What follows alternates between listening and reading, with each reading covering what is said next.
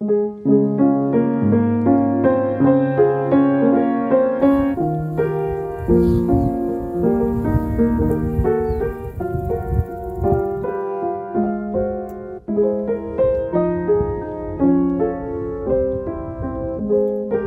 brise d'un soir d'été, je suis soudain emportée et je me suis trouvée sur une île, seule avec toi sous les étoiles. Tes yeux, ta voix, tes gestes, qu'est-ce qui nous arrive? Je connais à peine ton prénom, mais je t'appartiens.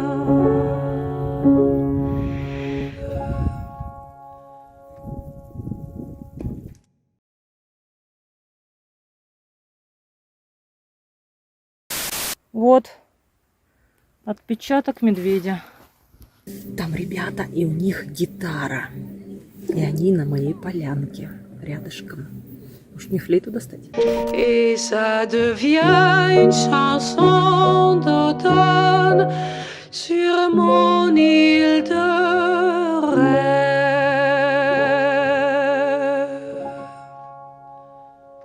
Хей, всем привет, друзья! Долгой жизни и процветания! Не прошло и недели, как я вернулась со своего маршрута по тридцатке. Мой одиночный горный поход, самый настоящий. И это был самый лучший мой поход из всех, которые со мной когда-либо случались. Похоже, моя мечта сходить в свой идеальный или почти идеальный поход сбылась. И я хочу об этом рассказать вам. И хочу показать вам, как все это было. В общей сложности поход у меня занял 8 дней, 8 чудесных дней в горах. На стоянках всегда были люди, я никогда не оставалась одна, но все переходы и все радиалки я совершала в гордом одиночестве, о чем ничуть не жалею, и это было просто бомбически круто, и это был такой отдых для души и даже для тела, как ни странно. Рюкзак у меня весил 22 килограмма, это просто мега много, особенно многие раскритиковали мой вес, сказали, что я что-то взяла лишнее, и поэтому я составила таблицу, в которую вписала каждый пункт, вплоть до носового платочка, что у меня было в рюкзаке, с которой вы можете ознакомиться по ссылке в описании к этому видео. Обязательно сделайте это, прежде чем критиковать меня, потому что я, как и все нормальные люди, люблю только конструктивную критику по делу, с конкретными примерами, особенно на личном опыте. Блин, с таким рюкзачищем я целый год не ходила. Да я никогда в жизни с таким рюкзачищем не ходила. Это жесть. Просто вон, посмотрите на его размер. И там еще нет, некоторой еды и воды. Там еще будет палка колбасы и вода. Мой маршрут на тридцатку начался задолго до самого маршрута. Он начался в конце июля, 29 числа. Я уехала на поезде в Саратов. Там я остановилась у друзей. Мы пели песни Лоры Бочаровой. Фанаты Лоры, привет, девчонки. Мне было очень классно с вами эти 2 дня. Он видел гроб Господень, он потерял для меня навек. Я был оруженосцем у сеньора, чтобы нес совет. А здесь поют беспечные воры про любовный тон. А с моря падает ночь, красна, как вопль судной трубы. И как насмешники из молитв и постов. На флейту вставай. Стонет ветром, бьет на бат. Горю, пахнут стрелы бойниц. Черной сворой тамплиера.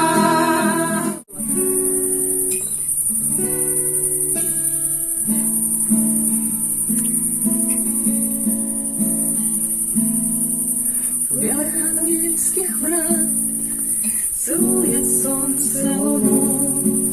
Зачем мне, любимая, врать? Я видел эту страну. Я падал в эту траву высокую. Потом я поехала в Краснодар, и там вешалась от жары и попала в рай, в настоящий рай, в райское место под названием Парк Галицкого. И если вы когда-нибудь побываете в Краснодаре летом, вы поймете, почему Парк Галицкого стал для меня раем. Не, ребята, это полная жопа. Уж на что я люблю, конечно, солнышко, но нет, в Краснодаре сегодня находиться вообще невозможно. Я уже, наверное, в 6-й час на улице, но я как бы стараюсь проводить больше времени в кафе, в аптеках. Короче, прячусь от солнца, но, блин, если честно, фу, мне прям плохеет на жаре сразу. Я выхожу на жару, мне плохо становится. В рай можно попасть просто с верхней боковушки плацкарта. Попасть в это райское место. Я тоже искупалась вместе с детьми. Все, я отсюда никуда не уйду. Слушайте, друзья, я не ожидала, что это такой офигенный парк, я в восторге. Я обязательно смонтирую про это отдельный ролик, скорее всего, уже после видео про 30-ку.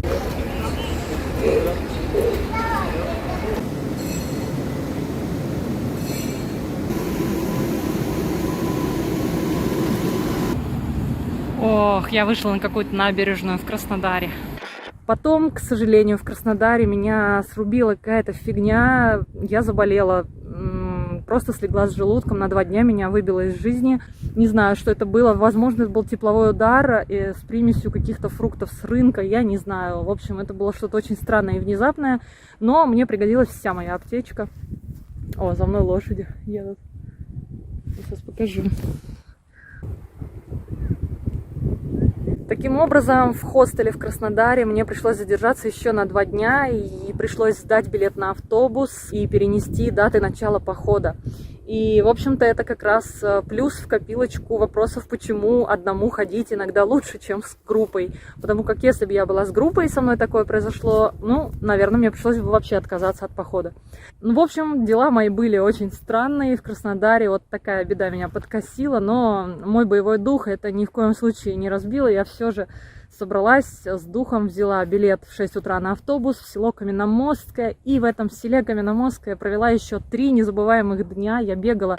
Я, наконец, в Каменномостском, хотя должна была быть здесь 3 дня назад, но, к сожалению, обстоятельства здоровья вынудили меня остаться немножко. Ух, хорошо, короче, я все-таки в нем искупалась. Блин, вода вообще супер, на самом деле очень классно, всем рекомендую. 3 незабываемых дня я бегала по водопадам, по каким-то окрестностям, по горам, и это было настолько круто, я полностью восстановилась, и уже в полном таком боевом настроении, уже в налаженной работе желудка, просто в счастливом абсолютно состоянии человека, исследующего новое, я отправилась с утра на КПП Лаганаки и на маршрут 30-ка. Упаковываюсь перед маршрутом. Завтра в 7 утра выезжаю. У меня тут телевизор, кроватки, гостевой дом. Тихий уголок называется. Подготовила. Никак не... Что-то копошусь, блин, никак не перекопошусь. Вот эти пакеты с едой. Вкусняшки. Тут в герму решила положить что-то такое, что не очень герметичное. И еще в холодильнике у меня колбаса и сыр копченый. Вот еще вещи не сохнут, нифига, здесь влажность большая.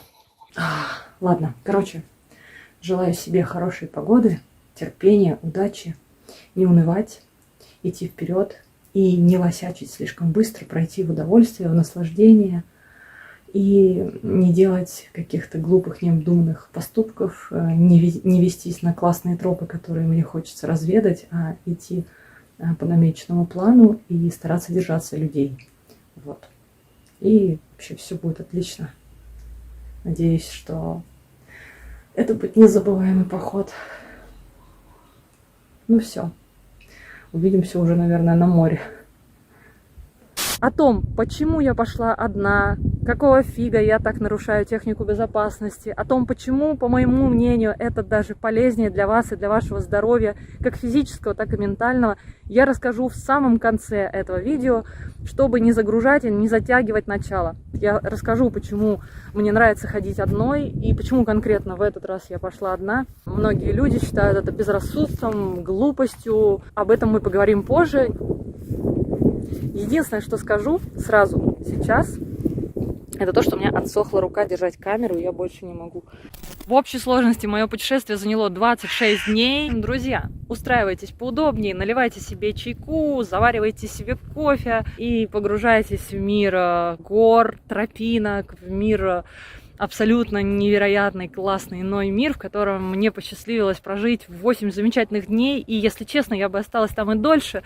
Но как-то так все получилось. Я в конце познакомилась с туристической группой, с которой очень удобно было выброситься с маршрута на автобусе за 500 рублей, и глупо было не воспользоваться этим шансом, поэтому все-таки 8 дней вот так вот у меня получилось сходить. Хотя еды у меня было еще на 2 дня, и газа у меня бы хватило еще на неделю.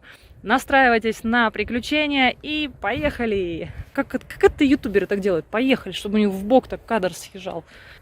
И поехали! Поехали! Поехали! Поехали! Завтра, наконец, выхожу на 30-ку. Фу-фу-фу. Пусть у меня будет хорошая погода. Только не такая, наверное, изматывающая жара, как сейчас. Можно чуть-чуть с облачками. На самом деле, если честно, можно в Каменноморском всем было закупаться и ничего заранее не покупать, потому что здесь все есть достатки. В магазинах большой очень выбор. Так что вот так. Немножечко есть у меня элемент волнения перед первым моим таким серьезным, большим самостоятельным походом. Ну, это такой эксперимент, конечно, будет. Там будут люди на маршруте. Но на самом маршруте я не планирую вести съемку. Возможно, это будут очень короткие очерки, заметки. Вот здесь вот ветерок прям. Я нашла идеальное деревце с видом на ущелье, на экстрим-парк. Здесь можно еще палаточку поставить. Очень классно. Поскольку в походе я очень экономила заряд своего телефона, я старалась не снимать видео, а больше писать походные записки в блокноте на телефоне. И у меня получился такой сборник живых походных записок, которые я зачитаю и наложу поверх видео. Но к концу похода я уже начала больше снимать именно видео, потому что я поняла, что мой телефон очень классно держит батарею, когда находится в режиме полета. Поэтому я расслабилась и уже побольше снимала видео. Настраивайтесь на приключения и поехали!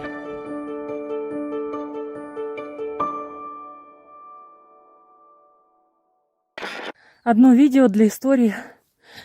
Время 9:45 утра. Я прошла, километра 3 с начала маршрута.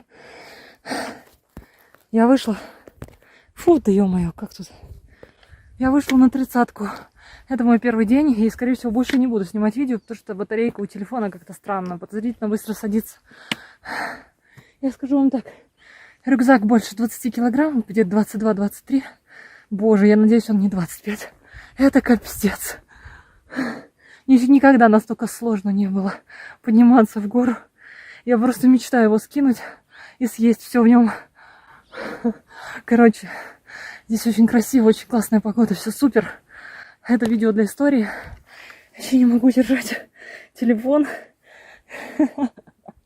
Я на 30-ке, боже, мне не верится, это круто.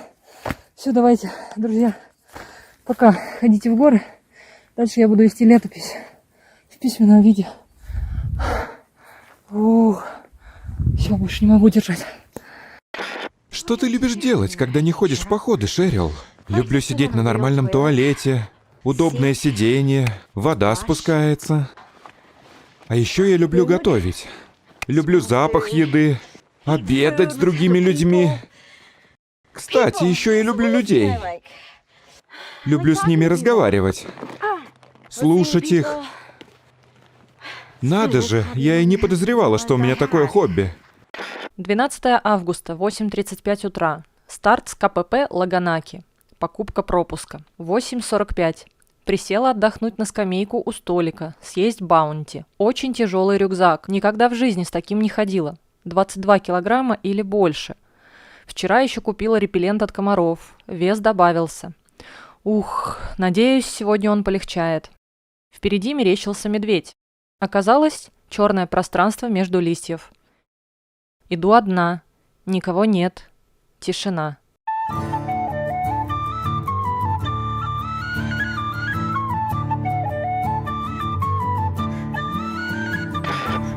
Встретила ребят тут. Познакомились. Вместе идем на инструкторскую щель. Вот, это мои сегодняшние попутчики. Идем с ними вместе. Больше никого нет кругом. Все ноги в говнишечках. Это еще мы все сняли. У нас было хуже. Виды красивые, но идти очень тяжело с таким рюкзаком. Я была морально не готова к такому, поэтому сижу, отдыхаю постоянно. Это первый день. Пройдено почти 9 километров. Время в пути 4 часа. 4 часа уже иду. Приют. Скоро будет уже инструкторская щель. На этом пока попрощаюсь. Ох, тяжко, очень тяжко под таким рюкзаком. Плечи вообще не ощущаются, уже копчик, а бедра все отдавило, пережало. Надо скорее его облегчать. 13:20. Пришла в инструкторскую щель. Фух, переход красивый и замечательный, но из-за тяжести рюкзака очень трудно. Время 13:17, дошла до инструкторской щели. Вон палатки стоят. Такие виды красивые. У меня руки трясутся от усталости. Сейчас я постараюсь провести. Не могу, трясутся руки, сори. Все, дошла до инструкторской щели. На этом сегодняшний мой переход с рюкзаком. А рюкзак-то у тебя приличный, да. У Рэя Джардина нашлись бы замечания по этому поводу. Не сомневаюсь. Еще бы знать, кто такой этот Рэй Джардин. Он написал книгу о походах. Ясно. Я ее не читала. 14:21. Похолодало. Поставила палатку, закинула туда все свои вещи. И пошел дождь. Сильный. Барабанит по палатке так, что ничего другого не слышно. Я пришла на приют, на инструкторскую щель, успела поставить палатку, и полил дождь.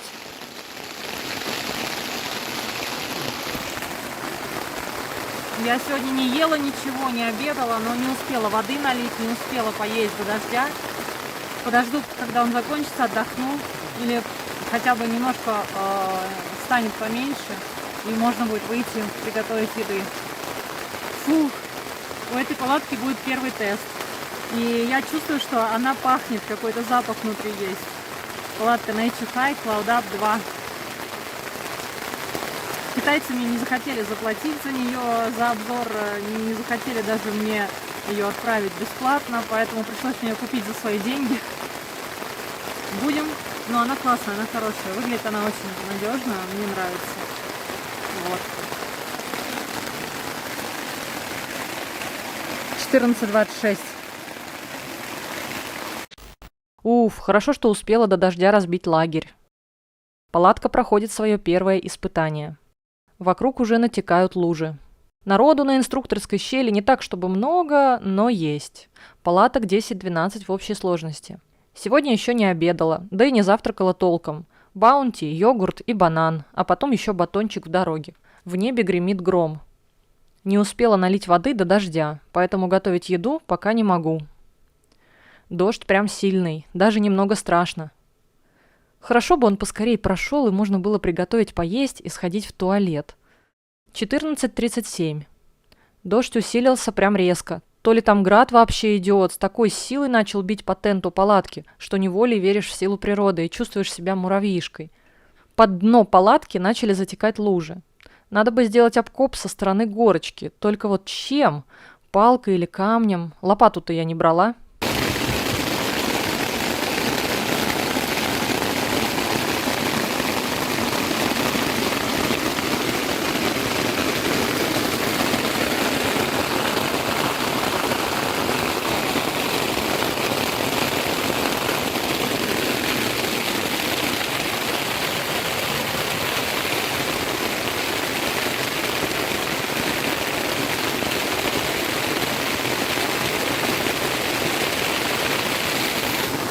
Дождь прям усилился, прям как будто град, я не знаю, там очень сильно. Как там ребята пошли дальше, я не знаю.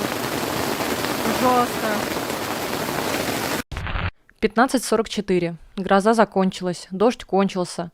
За время дождя в лагерь пришло и ушло куча народу, судя по голосам. Но я не выглядывала, меня разморило, и я подремала. Опять слышен гром. Надо заняться едой.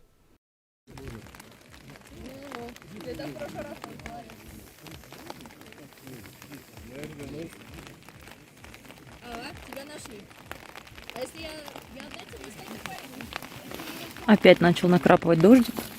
Время 5:30 вечера. Первый день похода. Я поела макароны, лапшу соба с сухим сыром и с скумбрией Доброфлот. Это у меня такой королевский первый обед-ужин. Больше у меня таких королевских не будет. Консервов у меня больше нет. Ну вот, у меня был царский обеда-ужин. Лапша с сухим сыром и рыбной консервой сайра. Кайф, даже помидор был. Да, я его сюда притащила. Больше такой роскоши не предвидится. Вокруг много народу. Все более-менее тихие и все в группах. Одиночек не видно. Есть большие группы, есть по 2 человека. Чувствую себя белой вороной. Немножко снимаю видео. Будут очень короткие зарисовки. Вокруг красота невероятная, даже не верится. Еще 4 дня назад я лежала с больным животом в Краснодаре, плакала и представить не могла, что все-таки окажусь тут. Нет, я, конечно, верила в себя, но все же тут. Никакие мои представления о масштабах этих мест не совпали с реальностью. Все намного больше. Расстояния под рюкзаком кажутся огромными, а горы – величественными. —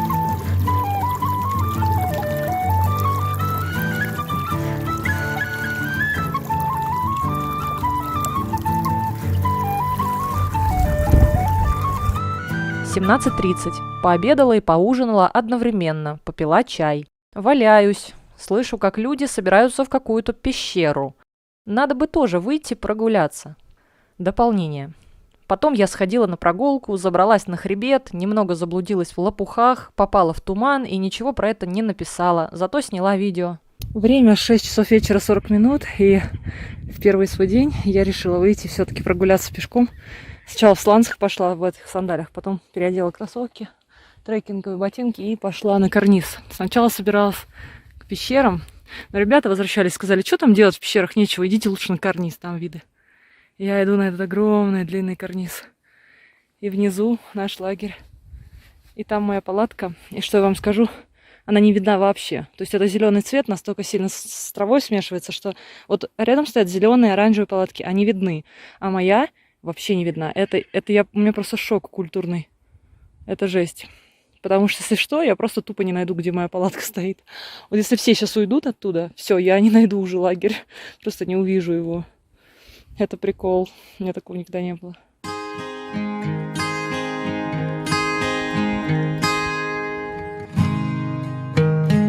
Налетело облако наверху, я встретил каких-то людей. Иду с ними на пупырь ежа. Они сказали, что там пупырь ежа. Конечно, мне стало дико интересно. А тем более в компании идти гораздо веселей. Ну, хотя бы не так страшно. Особенно в тумане. Я все-таки забралась на тот карниз, куда ребята шли. Вот тут, оказывается, озеро. Вот тропа, но надо от нее. Я пометила на лопух, положила цветок. Повернуть вот туда налево и обратно спуститься в лагерь, инструкторскую щель. А то уже темно, темнеет. Здесь все нормально. Я, кстати, отказалась идти на пупырь ежа, что-то мне там уже поплохело в него идти, а там все затянуло. Какие здесь виды красивые на другую сторону. Ой, ребятки, все, я побежала назад. Побегу назад. Аккуратно пойду пешком. Через лопухи вот такого размера. Время 19:36. Я спустилась с этого карниза и со второго карниза тоже. Возвращаюсь в лагерь. За мной идут люди с ежа. Те самые люди, которые на еж ходили. Я возвращаюсь. У меня мокрые ботинки и в говнишке. О, а тут ребята вообще на великах приехали. Велотуристы. Так, уже темнеет. Уже прям так хорошенько темнеет. Я возвращаюсь в лагерь. Сегодня я решила немножко что-то погулять, а погуляла что-то как-то много. Но я решила просто, раз меня не замочил дождь, и я баловень судьбы, в отличие от всего остального лагеря, там всех вокруг замочил дождь, все такие сушатся, а я такая все успела до дождя. Я, решила, что надо еще сходить погулять. Спасибо Лаганаки, что приняла меня так хорошо.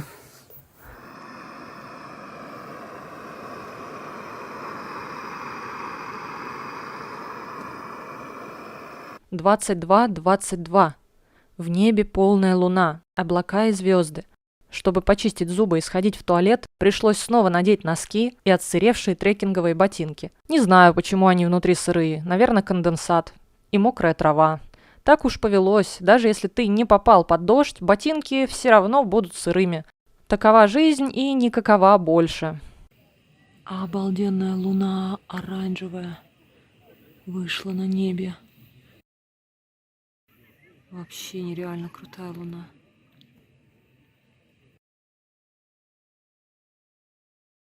Сейчас стояла и любовалась звездами. Точнее, всем небом. Звезд немного. Кассиопея раскинулась меж подсвеченных луной облаков. Левее, прямо в ложбинку хребта, льется молоко из ковша большой медведицы. Красотища! И луна такая яркая, что все видно без фонаря. Не хотелось уходить в палатку. Довольно тепло, есть ветерок небольшой. На мне теплые лосины, типа термобелье, но не оно. Непромокаемые штаны из Декатлона, флисовый баф натянула как шапку, чтобы через голову тепло не уходило. Вверх самое обычное дешевое термобелье из Декатлона и китайский тонкий пуховик с ужасно короткими рукавами. Нет, ну как же все-таки здорово, и правда же, совсем не холодно. В палатке так вообще супер комфортно, и запах этот китайский уже выветривается понемногу. Молния, правда, тугая, как была, так и осталась. Не помогло намазывание парафином. Пока смотрела на небо, поделала немного зарядку, размяла спину, наклоны вперед и вбок. Но все равно от веса рюкзака очень забились мышцы шеи и плеч. Но это все фигня. У соседей в палатке раздается храп. А другой соседний лагерь играет в карты очень громко и эмоционально. Иногда с матерком и очень громко. Слышно в основном женскую половину. Даже завидно немного их коллективному вечеру. Но на самом деле в одиночестве свой кайф. Кто ходил, тот поймет. Да, тот лагерь и правда очень громкий. Кажется, это немного эгоистично, так как их слышит вся округа. А все остальные уже спят, либо пытаются уснуть. Народу миллион, палаток тоже много. Кто-то завтра готовится к восхождению на Аштен. Я тоже туда собираюсь. Кстати, о том, что он Аштен, а не Оштен, я узнала уже на самом Аштене. Кто-то еще куда-то. Надеюсь, картежники скоро закончат и тоже разойдутся. Вот в такой герме у меня старенькая герма, такая «Вольный ветер». В нее уместился спальник. Ну, такой он летний. Байкал Милет 1000. Весит кило 100. Ну, килограмм вообще он весит. И уместилась туда вся одежда для сна. То есть это термуха, еще флиска теплая уместилась. Вот. И вот это все в нижнем отделе рюкзака едет. Вот здесь народ веселится, у всех там какая-то движуха. В палатке начинает понемногу холодать, надо вытаскивать спальник. Спокойной ночи, друзья, спокойной ночи, Лаганаки, и спасибо. Все записи сохранены в первоначальном виде, исправлены только опечатки режима Т9. Статистика первого дня. За день пройдено 9 километров с рюкзаком 22 килограмма и перепадом высот 329 метров. И 3 километра налегке с перепадом высот 216 метров.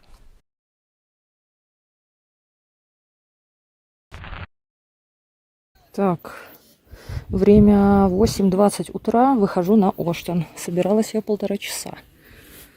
Такой рюкзачок у меня будет с собой. 2 литра воды. А, нет, литр воды у меня. А палатка, блин, короче, у нее такой цвет вообще. Она просто незаметна издалека, вообще никак. А я что-то долго собиралась, колбасу резала, блин, этим ножом. Короче, супер маленький нож взяла, это была моя ошибка, не стоит так делать. Все, больше не буду снимать пока. Там уже дальше посмотрим. В общей сложности мое путешествие заняло 26 дней. И мне кажется, 22 килограмма на 26 дней, в общем-то, это еще неплохой вес. Это учитывая еду и воду, которую я тащила на маршруте. Ну, в общем, если вам действительно интересно, заглядывайте в табличку в Excel, у меня там все автоматически подсчитано. Я действительно заморочилась, 2 дня с ней сидела, потому что я искренне хочу уменьшить вес своего рюкзака, при этом не испытывать проблем в экстренных ситуациях, которые могут произойти в походе, и чтобы ты не остался гол, как сокол, среди поля. Еще я считаю, вот по прохождении, по возвращении этого маршрута в августе, я считаю, что маршрут 30-ка идеально подходит для тех, кто хочет попробовать себя в одиночных походах, но боится по тем или иным причинам. На 30-ке можно спокойно попробовать это сделать. Даже при покупке пропуска вас никто не будет останавливать. По крайней мере, либо я внушала так доверие, что меня никто не спросил на КПП, почему я одна. Мне просто выписали пропуск на 8 дней, на 7 дней. Я потом его еще продляла. И просто отпустили меня с Богом без лишних вопросов. Просто спросили нитку маршрута. Ну, она там одна. Я сказала, классическая 30-ка. Так что я считаю, что реально это идеальный полигон для тренировки, для пробы себя в походах. Пусть даже с небольшой группой. Если вы наберете друзей, можно пойти с друзьями.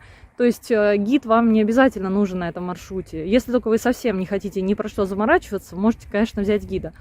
Но у меня были варианты пойти с гидом, с группой, но все это как-то само собой вот так вот отмелось. И вот эта болезнь, и все меня привело к тому, что я пошла именно вот в те даты, в которые я пошла, и у меня была просто идеально очень жаркая, теплая погода, и ни разу я не шла под проливным ливнем. Вот так мне очень повезло с погодой на маршруте. Ни разу мне не было страшно, ни разу мне не было одиноко, не было мне скучно.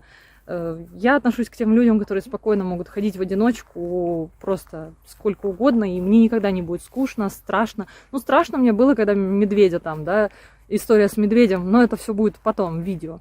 Сразу говорю, ни одного медведя лично я глаза в глаза на маршруте не встретила. Но люди, которые играли со мной в нарды и разделяли со мной кружку чая, они встречали медведей и даже мне показывали видео. Поэтому они там есть, имейте в виду.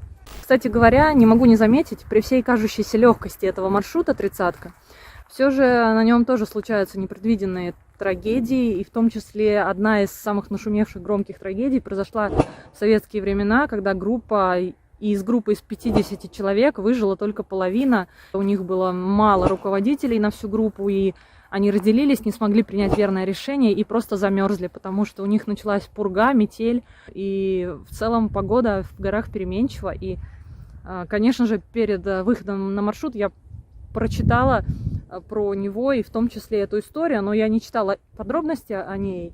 Я просто учла, что да, может быть и снег, может быть похолодание, и поэтому все-таки взяла и пуховочку легкую китайскую, и флиску, и как бы, ну, спальник я взяла летний, откровенно говоря, на +8, он, ну, чисто летний спальник, даже не для гор. Тут я немножко рискнула. Ну, у меня были теплые вещи, которые я на себя надевала. Я всегда спала в пуховке, в китайской, правда, за 1000 рублей. Но, тем не менее, она чуть-чуть грела. Вот такие бывают трагедии даже на самых простых, казалось бы, маршрутах. Но это в наше время этот маршрут довольно простой, потому что он весь маркирован, там можно даже GPS с собой не брать.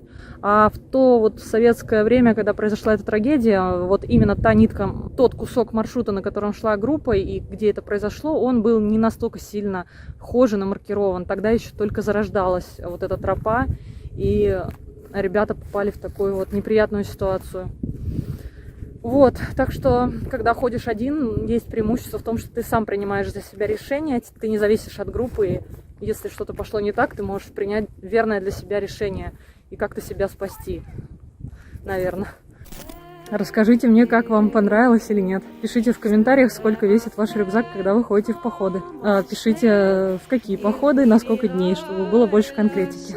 Я нахожусь в электростале, я ждала полчаса, когда все разойдутся, люди вокруг с собаками и так далее, чтобы остаться здесь, в этом поле одна, и снять вам начало для этого ролика. Et ça devient une chanson d'automne sur mon île de rêve.